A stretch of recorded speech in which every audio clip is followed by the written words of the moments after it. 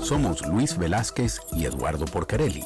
Los invitamos a que nos acompañen todos los viernes a las 9 de la mañana en El Séptimo Laberinto.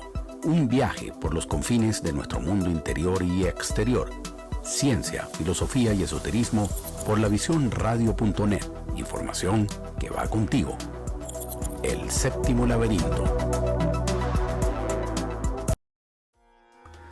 Desde tiempos inmemoriales, la humanidad ha buscado respuesta a una de las preguntas más profundas y universales. ¿Qué sucede después de la muerte? En un mundo cada vez más enfocado en lo material y lo inmediato, hemos olvidado mirar hacia adentro y conectar con esa esencia eterna que habita en cada uno de nosotros. Imaginemos por un momento que la muerte no es el final, sino una puerta que se abre hacia un nuevo comienzo. La mayoría de nosotros vivimos con el temor constante de la finitud, de que un día todo lo que conocemos aparecerá. Pero, ¿y si esa no fuera toda la historia? Hoy, en una época dominada por la ciencia y la tecnología, la idea de la inmortalidad se nos presenta a menudo como una promesa lejana de avances futuristas. Todos en algún momento hemos sentido el peso del tiempo, la fugacidad de la vida y el miedo a lo desconocido. ¿Qué pasaría si te dijeran que ya eres inmortal?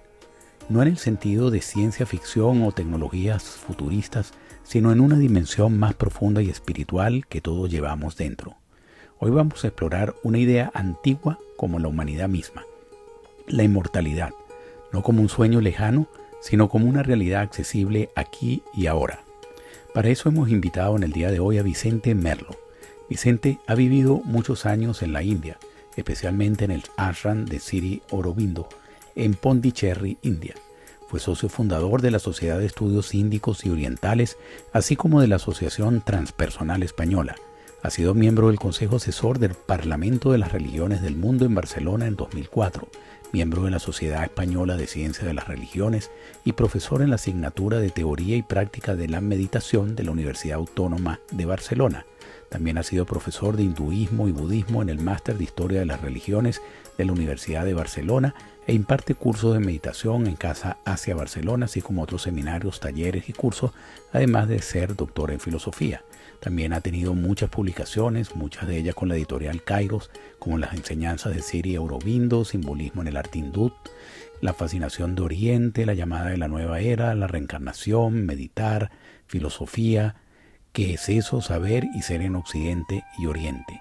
Vicente Merlo nos invita a descubrir en su último libro, Eres Inmortal, que la muerte no es el final, sino solo una parte de un viaje mucho más vasto. En un mundo donde la búsqueda de sentido es más urgente que nunca, esta conversación promete desafiar nuestras creencias más arraigadas y abrir una puerta hacia lo eterno. Quédate con nosotros para descubrir lo que significa realmente ser inmortal y cómo esa conciencia puede transformar tu vida. Bienvenido, Vicente Merlo. Hola, buenas tardes o buenos días. El placer es mío. Encantado de estar dialogando con vosotros. Profesor, este concepto de inmortalidad usted lo maneja en el libro de una forma muy ordenada.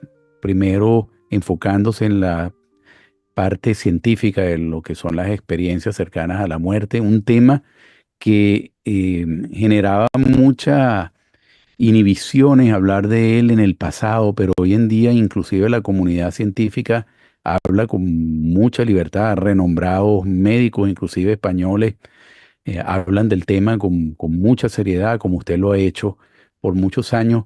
¿Cómo define usted la inmortalidad desde la perspectiva que usted propone en el libro? ¿Es una inmortalidad espiritual, una metáfora de algo más profundo? ¿Cómo abordamos ese tema desde el principio? Bueno, para empezar, estoy de acuerdo. Yo estoy impresionado por el auge que en los últimos años, las últimas décadas, está adquiriendo el fenómeno de las experiencias cercanas a la muerte. Han existido toda la vida. Podríamos hacer un repaso histórico de cuándo en las distintas tradiciones de la humanidad se han ido poniendo de manifiesto estas experiencias, desde Platón, que narra ya una experiencia muy precisa en la República, hasta el famoso libro tibetano de los muertos. El caso es que la experiencia cercana a la muerte ha sido conocida a lo largo de toda la historia. Pero va a ser a partir de 1975 cuando el doctor psiquiatra Raymond Moody publica su obra pionera, a partir de entonces muchos científicos se van a tomar en serio esas experiencias que hasta entonces eran descartadas como alucinaciones. ¿Será que falta oxígeno en el cerebro en esos momentos? Y efectivamente, en las últimas 2 o 3 décadas ha habido un impulso extraordinario y cada vez más científicos de primera línea, serios, están investigándola. Pienso, por ejemplo, en el cardiólogo holandés Pim van Lommel, que tiene Sí. uno de los libros más recomendables, el de Conciencia después de la vida. Y ya que mencionabais a algún doctor español, efectivamente, el doctor Manel Sans está también haciendo una tarea de difusión muy buena, y entre ellos otros muchos científicos, Kenneth Ring, Bruce Grayson, Peter Fenwick. Son ya innumerables los científicos que llevan décadas estudiando con todo detalle posible y con todo análisis crítico a nuestra disposición, y cada vez son más los que se van convenciendo de que no puede explicarse de otro modo, nada más que como que es una experiencia auténtica. Pero voy más concretamente a la pregunta de la inmortalidad. En realidad no es nada nuevo. Antes mencionaba a Platón. Platón decía, la muerte es la separación del alma respecto al cuerpo. Yo prefiero no utilizar terminología que puede sonar demasiado religiosa, y tampoco me importa, pero como hay tanta crítica a la religión, prefiero un lenguaje un poco más neutro, científico, filosófico, para caracterizar lo que está ocurriendo. Y lo que está ocurriendo en las experiencias cercanas a la muerte, quizás luego podemos recorrer los distintos pasos por los que tiene lugar esa extraordinaria experiencia. Pero el primero de ellos es ya lo que se conoce como experiencia extracorpórea. Esto ya es sorprendente para el paradigma científico, cientificista, mejor dicho. ¿Cómo que mi yo, mi ser interno, mi alma, mi ser álmico, como se quiera llamar, mi identidad espiritual, es capaz de salir del cuerpo y ver lo que está ocurriendo no solo en su cuerpo, sino en salas contiguas del hospital, en la calle donde ha tenido lugar el accidente, y después describirlo con un lujo de detalles y con una precisión que corresponde a la realidad extraordinaria? Ya solo este primer punto, que por otra parte se puede analizar independientemente de las ECM, como podemos denominar de ahora en adelante a las experiencias cercanas a la muerte, y hay toda una bibliografía sobre experiencias extracorpóreas. Pienso en el instituto del doctor Robert Monroe, al que asistían psicólogos, psiquiatras y profesionales de todo tipo, y juntos realizaban prácticas de esa proyección extracorpórea. Por tanto, la inmortalidad, voy a distinguir dos concepciones de la inmortalidad. Normalmente entendemos que uno es inmortal porque va a seguir viviendo en el tiempo y nunca va a morir. Esto es cierto.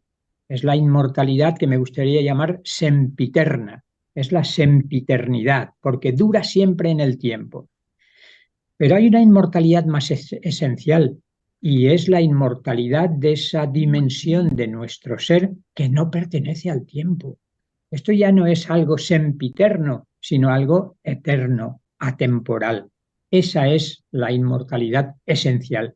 Lo otro es una consecuencia a lo largo de su manifestación en el tiempo de ese carácter de algo no engendrado, no nacido, no perecedero, que no puede morir nunca. Luis, Pues sí, profesor, un honor realmente tenerlo acá en el programa y poder discutir este tema tan importante, tan maravilloso. Em, yo si bien no he leído completo su libro, pero hay preguntas que me han surgido de lo poco que he leído, muy poco, pero le doy la seguridad que sí, que sí lo he hecho. Pero también otra que tiene que ver con experiencias de la vida. Y la pregunta primera es, ¿con la muerte se acaba todo?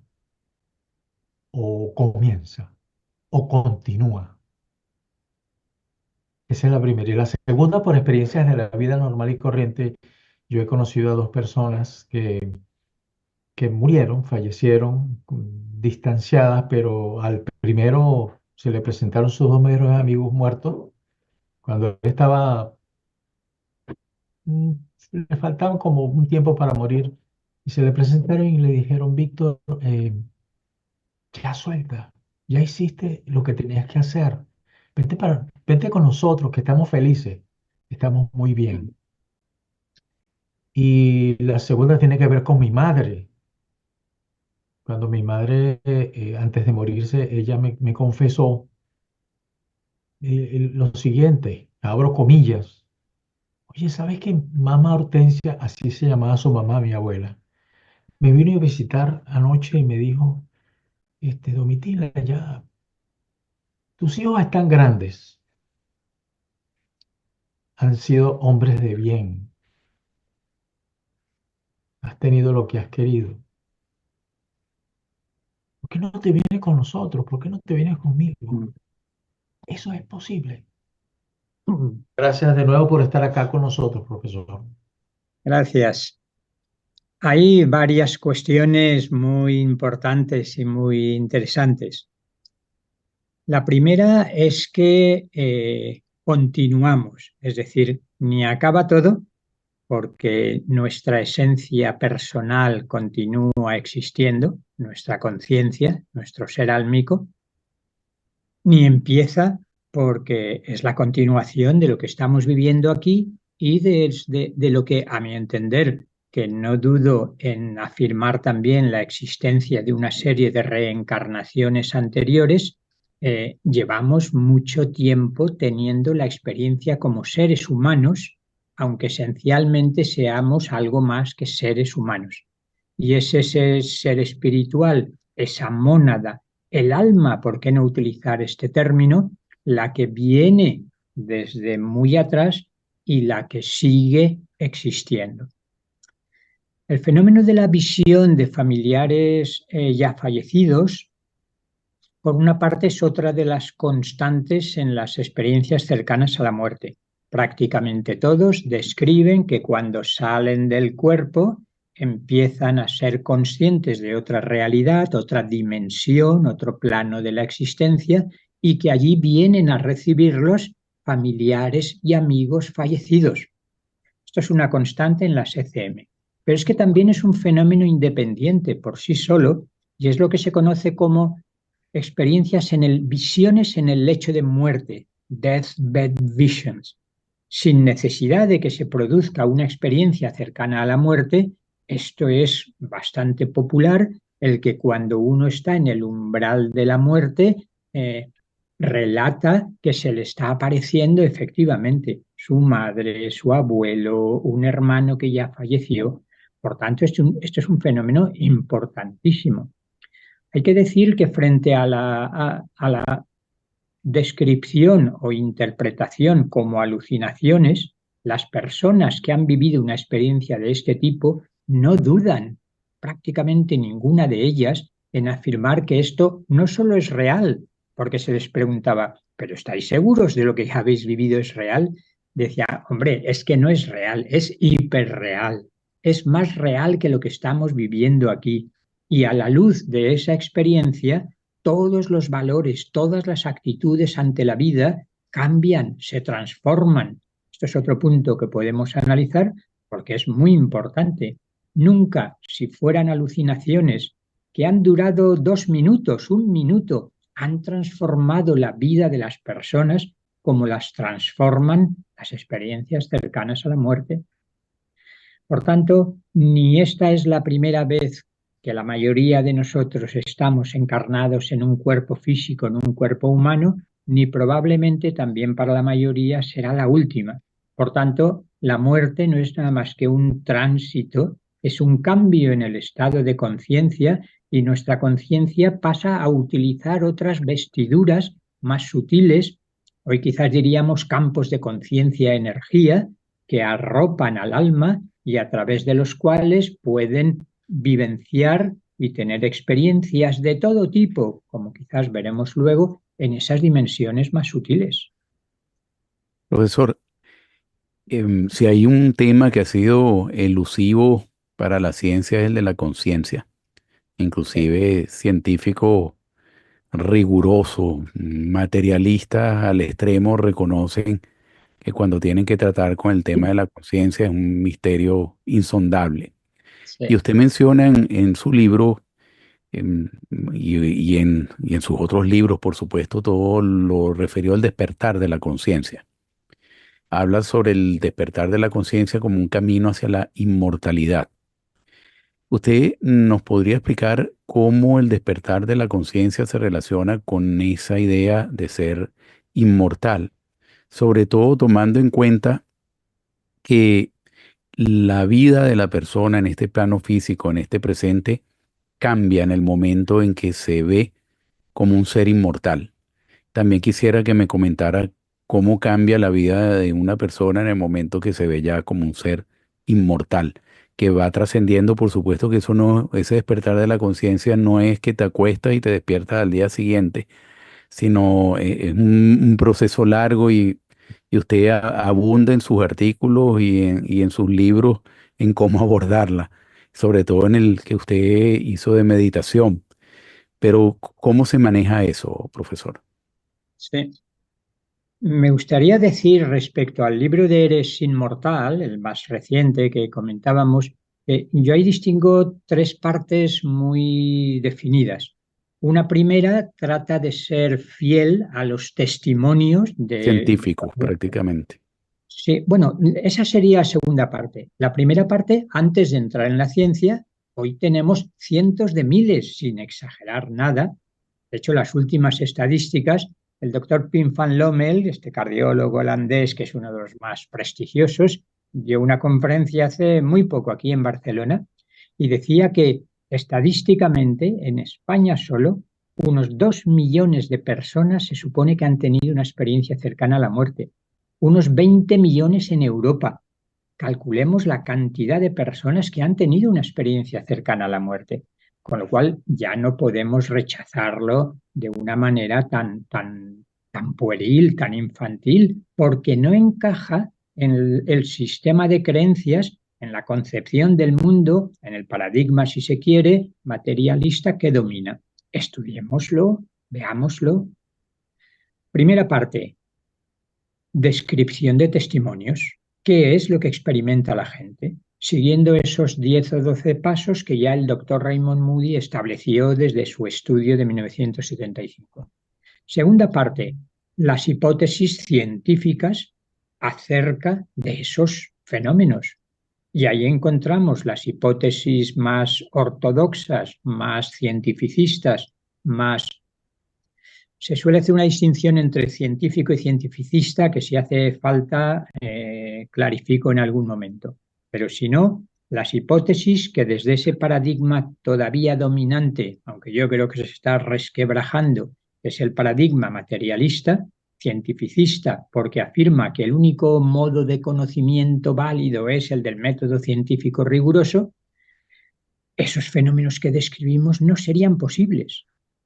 Entonces, el paradigma científico es como una centrifugadora que cuando encuentra un hecho que supone una anomalía, como decía Thomas Kuhn, algo que no cabe en nuestras estructuras científicas, pues ni siquiera volvemos la mirada hacia otra parte. Por tanto, explicaciones científicas que se han ofrecido, pero que son hipótesis que fracasan porque no lo explican suficientemente. Y después las nuevas hipótesis y nuevas teorías que intentando ser muy científicas y echando mano de la física cuántica y de parte de las neurociencias, intentan ofrecer otra explicación cambiando de paradigma que básicamente consiste en decir, el dogma cientificista era que la conciencia depende enteramente del cerebro. Lo que están mostrando las experiencias cercanas a la muerte y muchas otras es que la conciencia puede ser independiente del cerebro. ¿Por qué? Porque las experiencias cercanas a la muerte están teniendo lugar y por eso se denominan técnicamente cercanas a la muerte, porque se ha declarado la muerte clínica en el sentido de que ha habido una parada cardiorrespiratoria y en pocos momentos el cerebro deja de funcionar igualmente.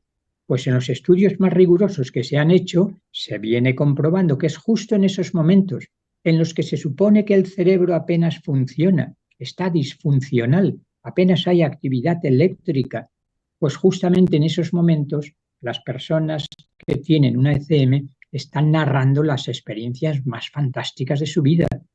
Por tanto, se está desmoronando la concepción que afirma que el cerebro es el productor de la conciencia.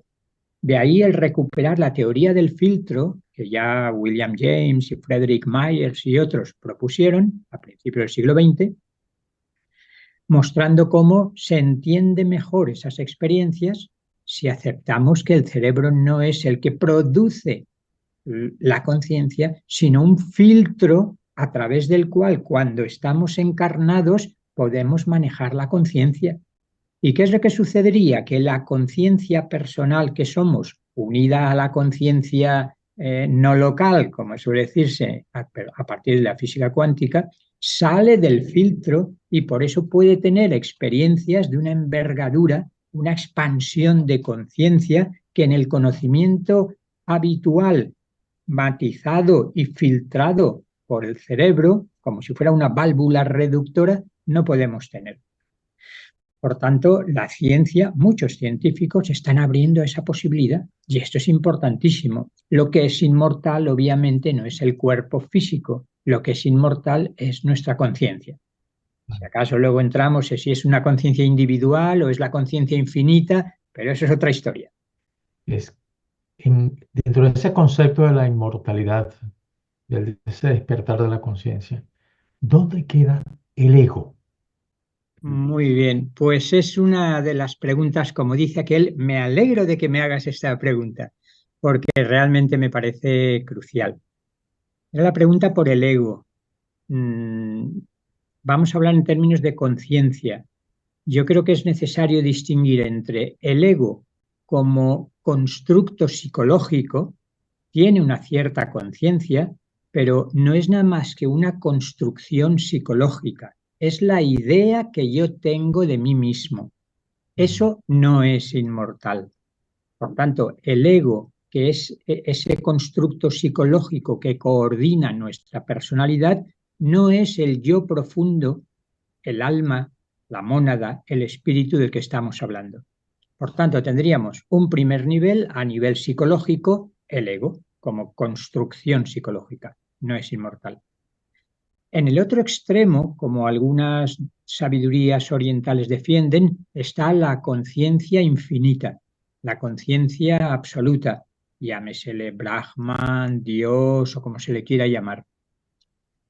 Pero desde mi punto de vista es muy importante un eslabón intermedio, y es la conciencia no egoica psicológica, sino anímico espiritual individual. Se ve este nexo que une el ego psicológico, que se puede deconstruir, que se habla mucho de morir al ego, incluso los más violentos de matar al ego.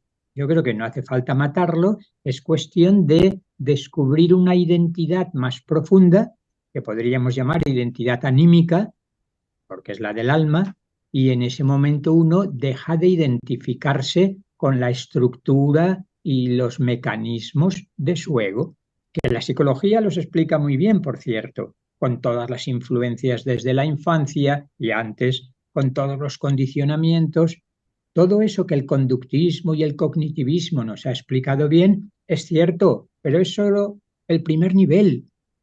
Lo que resulta más profundo es ese ser anímico, ser álmico, el alma, que es una conciencia individual. Y comparto lo que desde aquel célebre texto que es la Bhagavad Gita, tan importante en el hinduismo, se decía, Krishna le dice a Arjuna, una porción eterna de mi ser, porción, un fragmento, un fractal diríamos hoy, pero que es eterno en tanto que individuo, en tanto que fractal, encarna y toma la forma de un ser humano o de un ser viviente. Por tanto, dejo ahí esa triple distinción, por si queremos seguir profundizando, el ego como conciencia psicológica, que es una construcción puramente de energías psicológicas, el alma o ser álmico como individuo espiritual, que es quien encarna y desencarna una y muchas veces. Y más adelante nos podemos meter o no en lo que sería una conciencia universal, una conciencia trascendente, una conciencia infinita, una conciencia absoluta. Profesor, esta pregunta quizás es un poquito polémica, ¿no? Porque uno se pregunta, bueno, ¿cuál es el mayor obstáculo para que las personas se conecten con esa inmortalidad espiritual? Es una cuestión de fe, conocimiento, práctica, pero eso lo uno, por ejemplo, en una religión se habla de la resurrección de los muertos, entonces es contradictorio con el concepto de inmortalidad porque depende de un hecho ajeno al alma, a la conciencia, esa inmortalidad porque tiene que resurgir de nuevo algún día, resucitar algún día. Pero ¿cómo uno compagina este tema para una persona que a lo mejor está muy centrada en un dogma religioso o un dogma científico para conectarse con esta parte de la espiritualidad? Y una vez que lo hace, que ya concientiza esa inmortalidad espiritual, el tema de la responsabilidad. Quiero preguntarle sobre la responsabilidad. El ser inmortal en un sentido espiritual, ¿cómo eso afecta nuestra responsabilidad hacia nosotros mismos, hacia los demás y hacia el mundo? Y si nos queremos complicar más pensando en lo que usted desarrolla en uno de sus libros, la reencarnación, y pensando aún más para complicar más esta pregunta, el sentido, si somos seres inmortales, el sentido de la vida en esa inmortalidad. Es el autodescubrimiento, el conocimiento. Y si queremos complicarnos aún más, esa conciencia que usted mencionaba hace un rato, la conciencia universal, ¿cómo nos apoya o cómo nos apoyamos en ella en este infinito transitar de ese presente perenne? Bueno, esto es todo, ya no digo todo un libro, es toda una biblioteca para desarrollar las tan Pero, interesantes preguntas, ¿no? Intento recoger lo que me parece más significativo de lo que recuerdo ya. Primero, resurrección. Soy muy consciente de que hay una muy potente interpretación literalista que considera que es resurrección del cuerpo. Exacto. Yo la interpretación literal no puedo compartirla porque me parece que va contra toda lógica humana tal como conocemos la realidad hoy en día. Con lo cual me sumo a la interpretación, incluidos algunos cristianos entre ellas, que lo lee como un símbolo, como tantas cosas en el Nuevo Testamento y en el Antiguo. Entonces, la resurrección sería la toma de conciencia de mi realidad anímica en la que vuelvo a vivir conscientemente, pero en un cuerpo más sutil. Entonces, yo por lo menos como comprensión no me cabe dentro de mis conceptos actuales y lo veo muy difícil, sobre todo cuando han sido muchos cuerpos. ¿En qué cuerpo? En el último. Por tanto, desde mi punto de vista, lectura simbólica. Hay un maestro que ya falleció, que son Ram Mikhael Ivanov, procede de una tradición de Bulgaria con Peter Deunov, explicaba esta cuestión con mucha claridad. Pero bueno, dejémoslo ahí. Respecto al conocimiento del alma, cuestión crucial. ¿Es cuestión de fe? Lejos de mí minimizar la importancia de la fe, pero distinguiendo entre fe y creencias. Las creencias suelen ser ideas que aceptamos por un motivo o por otro, pero ideas que constituyen ya una concreción, una particularización de esa fe. Y cada religión ofrece su sistema de creencias que en la mayoría de las ocasiones se acepta dogmáticamente en el sentido de que no hay una experiencia, ni siquiera una comprensión clara de por qué esa fe. Mientras que la fe para mí es algo previo a la formulación en forma de creencias y es una especie de impulso anímico que nos lleva a descubrir la verdad y que intuye que somos inmortales. Digamos que es anterior a cualquier forma que se le dé a las creencias. Es una fe en la vida, es una fe en la existencia, es una fe en la realidad de la dimensión espiritual. y por tanto, de alguna manera se diferencia y esto influye mucho en nuestra actitud ante la vida y en el sentido de la vida, que era otra de las cuestiones, respecto al nihilismo que desde Nietzsche fue galopante en Occidente y que hoy se ha instaurado. Pues, los valores tradicionales no valen nada, Dios ha muerto, ya no podemos creer en Dios, el alma inmortal es una ilusión, es un sueño, pues aprovechemos el carpe diem, el tiempo que tenemos aquí. Pero volvemos a la cuestión central. No es cuestión de fe, aunque la fe sea muy respetable, sino que estamos abriéndonos a una experiencia y a una cognición, a un tipo de experiencia y un tipo de conocimiento muy distinto del conocimiento de objetos. ¿Por qué? Porque es el conocimiento del sujeto que soy desde siempre y para siempre. Cuando decimos un conocimiento, generalmente es un conocimiento conceptual, es decir, representativo, nos representamos cómo es la realidad. Es un conocimiento indirecto, mientras que el conocimiento del alma, que es mi yo más profundo, no es a través de representarme qué es el alma. Uno puede tener un concepto de alma, pero otra cosa es la experiencia directa de que yo soy el sujeto que nunca puede convertirse en objeto. Ya que antes salía la cuestión de la meditación, diría, uno de los modos, no el único, por favor, de aproximarse a la experiencia de ser un sujeto autoconsciente. Este sería mi término favorito, intentando no utilizar términos religiosos que suelen estar muy manoseados. Soy un sujeto autoconsciente, es decir, consciente de sí mismo en tanto que esencia personal, en tanto que presencia. Pues bien, ¿cómo podríamos definir la meditación como modo de autoconocimiento? Mostrando algo en lo que comparten casi todas las meditaciones. Dejo de identificarme con mi cuerpo, soy muy consciente de él. Atención plena, mindfulness, a mis emociones. Atención plena a mis pensamientos. Y cuando todas esas estructuras psíquicas y físicas se van armonizando, el testigo, como se dice en ocasiones, el sujeto autoconsciente, la mente ha entrado en calma, ya no necesito pensar, sino que estoy teniendo la experiencia directa de ser ese sujeto autoconsciente. Pensamiento y conciencia se revelan aquí, o mente y conciencia, como dos cosas muy distintas. Algo que nuestro querido en Occidente Descartes parece que no vio muy bien. Y esa identificación entre mente y conciencia nos pierde muchas veces.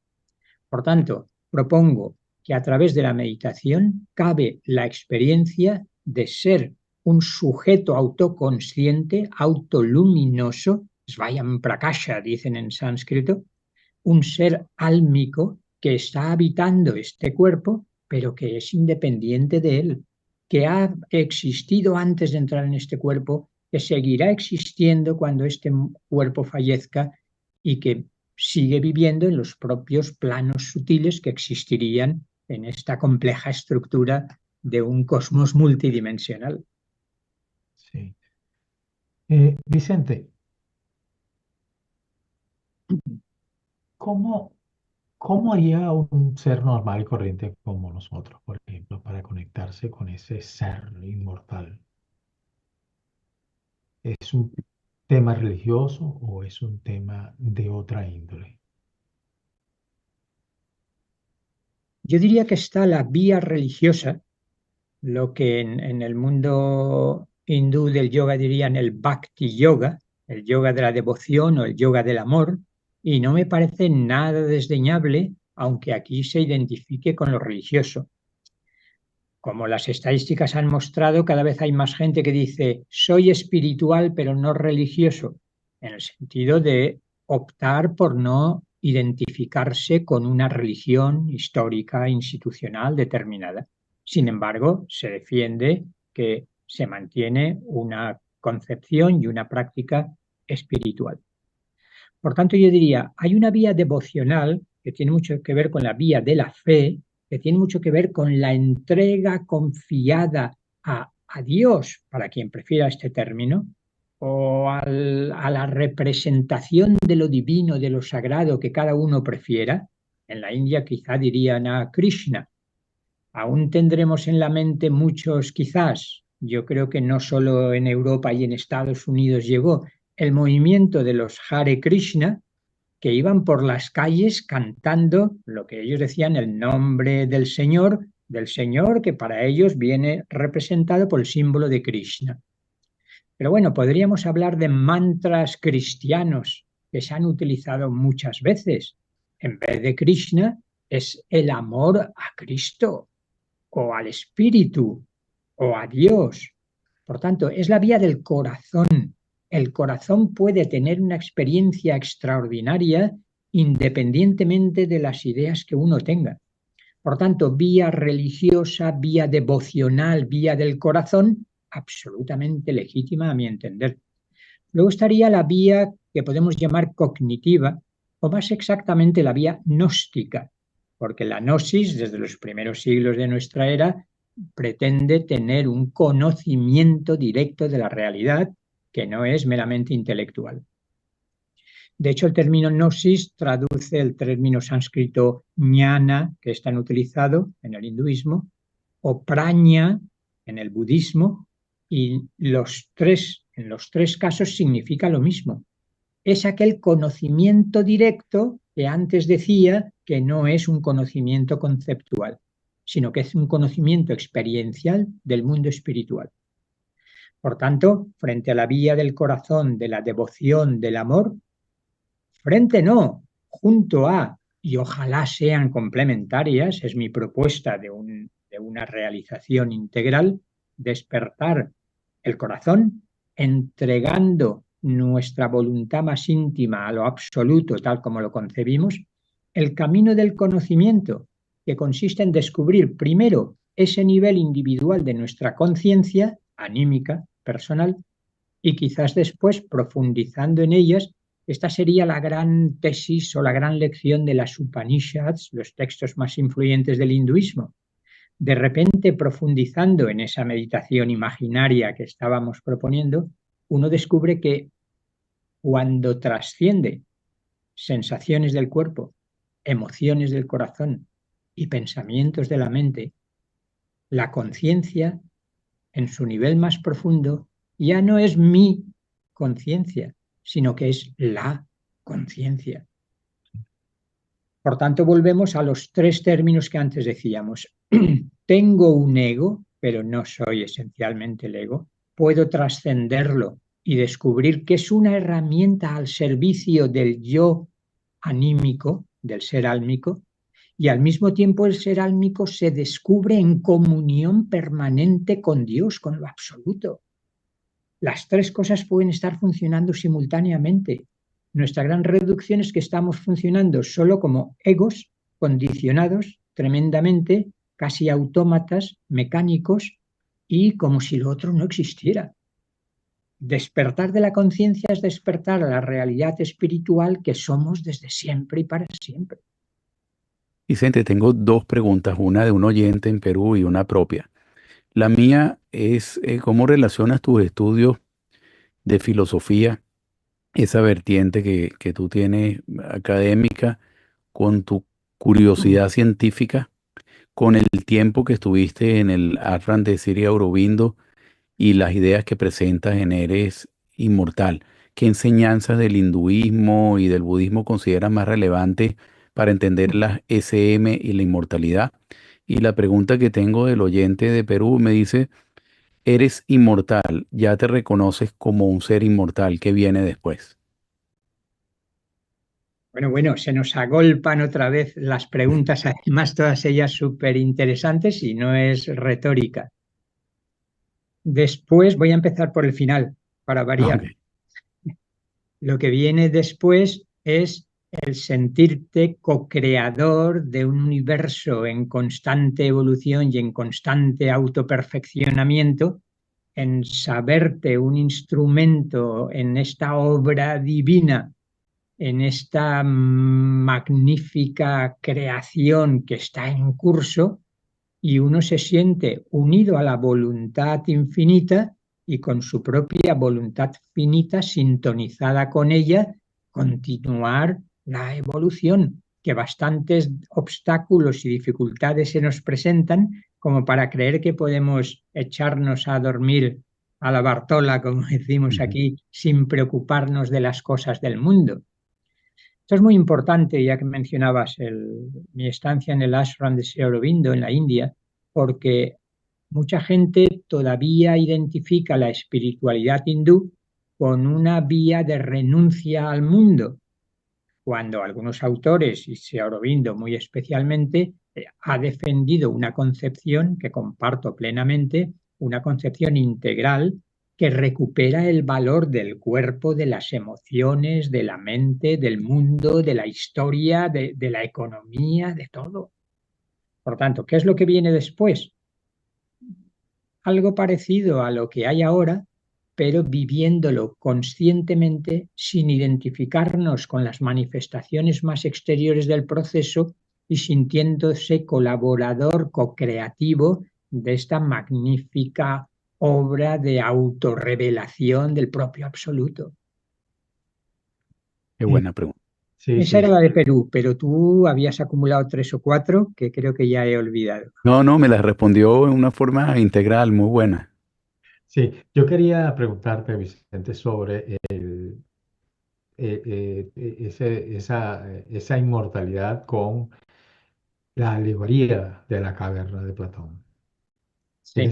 Interpreto que al salir de la caverna es la continuidad de la vida en otra dimensión. Claro, es que Platón es el maestro del pensar occidental. No, la gente a veces olvida que desde que Platón existió, primero buena parte del mundo griego posterior fue la escuela platónica.